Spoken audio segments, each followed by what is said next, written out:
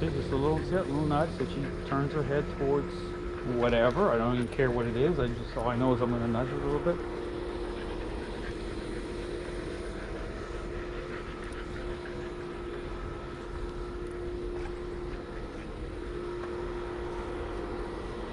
This is just about how you communicate with the dog. This is how you use the leash, because every movement has meaning in it, especially when you're doing it, because it's a type of language. You know, it's like it's already established.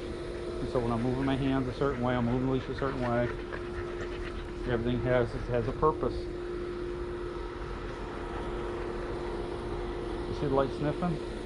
See the little lick in there? I'll tap a little bit for that. I'll just tap right on point for little moments that I don't want.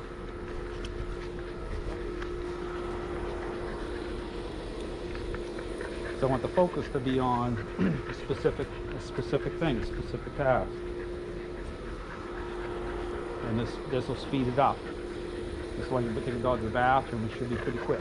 It'll happen pretty fast. It's just like, you know, boom, boom, done, that's it.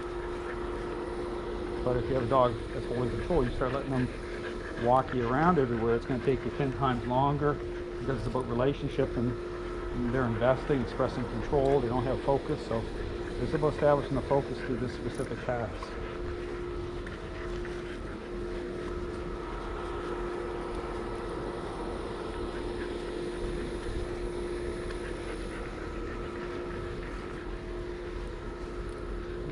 Just a little bit of a nudge there.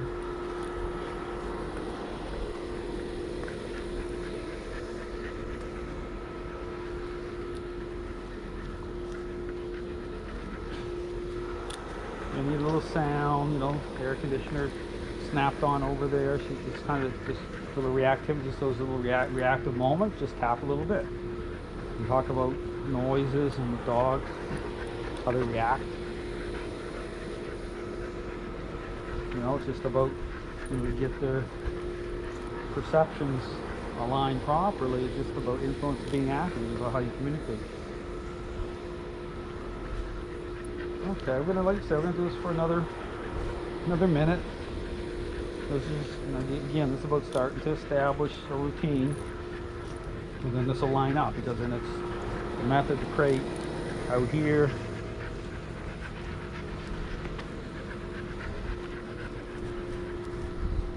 Like I said, sometimes some dogs will get very stubborn because they know what you're doing. You know you're trying to adjust their routine. They have it in their mind how certain things are going to go down.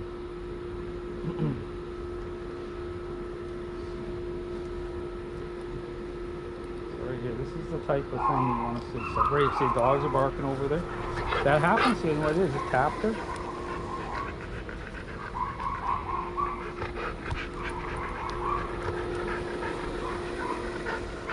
I privacy fence up here not too long ago, which is helpful, because before, you can imagine, I get dogs that are holding a lot of control, and I get dogs running the fence line. That can be helpful at a certain point, but initially, within the first day or two, you know, it really is almost too much, especially if I'm trying to get a routine down with the housebreaking going on. Because dogs get that exposure, you know, you see it on my videos, but I do it in a way that lines up properly. So the privacy fence has definitely been a godsend.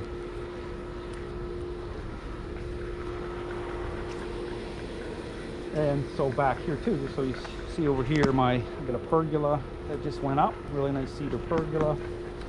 There's Polly's little memorial area over here, big banana tree. So I'm setting this up back here for kind of a rehab, maybe kind of like a hangout rehab area for dogs and owners as well. Really nice kind of quiet space. So I'm going to have a bunch more work done on some stone work for a walkway and an area and then a fire pit. I'm going to have it done up really nice back here for people, or for me, for both.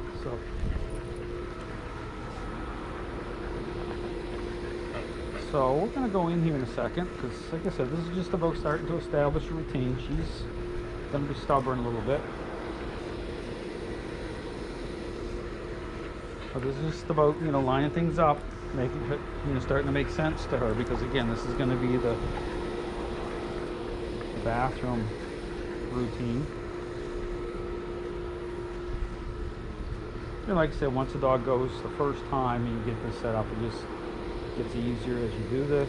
Bailey's done great this last couple weeks, and I show that in the videos with her bathroom routine going. This is no different.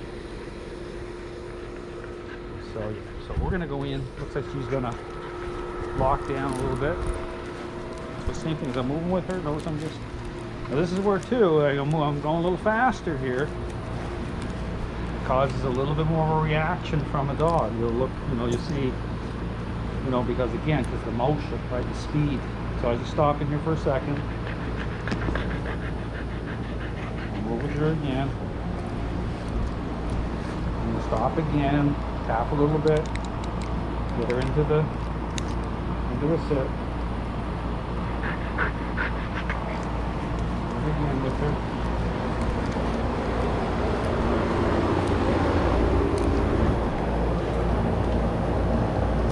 Tap again. Same thing. Going inside. Get into the sit. Same thing. I come through a doorway. They need to go through as a follower.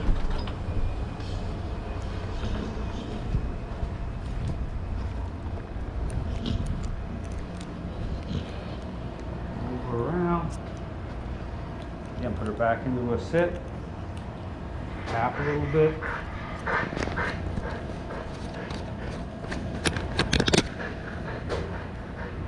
Okay.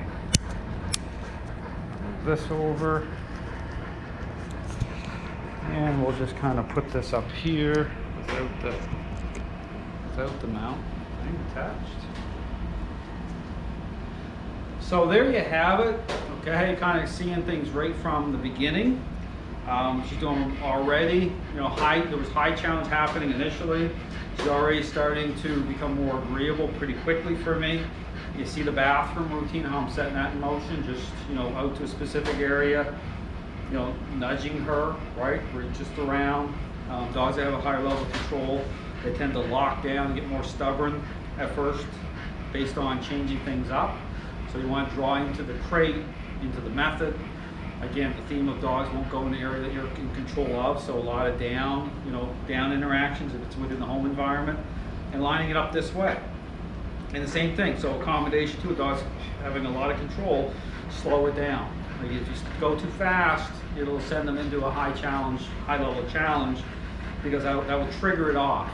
Okay, that will kind of ignite it. So, because there is a working through.